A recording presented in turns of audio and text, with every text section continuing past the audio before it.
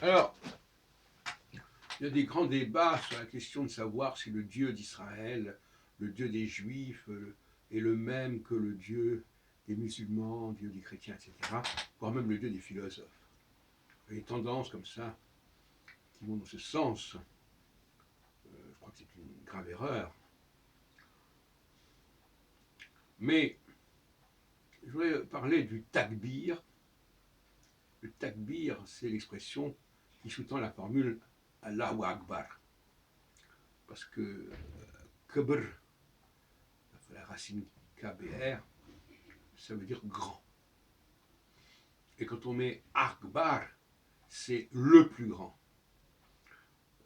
Donc le plus grand, ça veut dire qu'il y en a d'autres. Quand on parle, tu n'auras pas d'autre Dieu que moi, ça veut dire aussi que je suis le plus grand des dieux. Alors, le judaïsme a été malheureusement marqué par cette évolution, puisque aujourd'hui, dans les bénédictions sur le pain et le vin, qui se font notamment à la fin du service du samedi matin,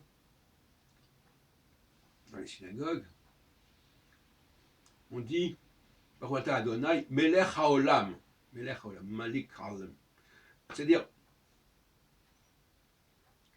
on fait du Dieu des. On fait d'Yahvé le roi du monde. C'est une évolution tout à fait regrettable. Tout à fait regrettable. Et qui a certainement généré beaucoup de problèmes.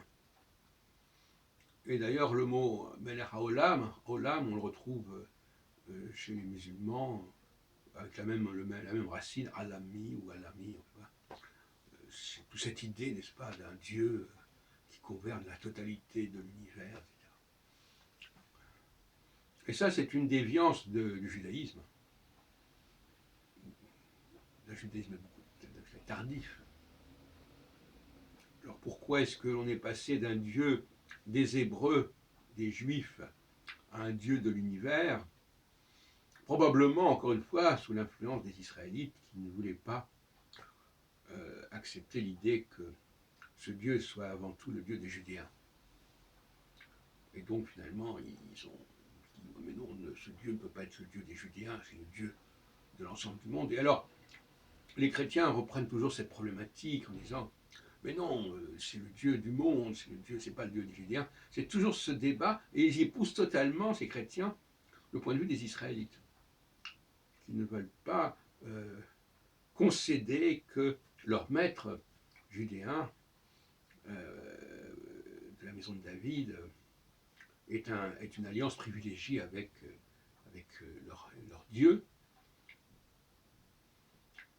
Et donc finalement, il y a une filiation évidente entre le point de vue des Israélites et le point de vue des chrétiens.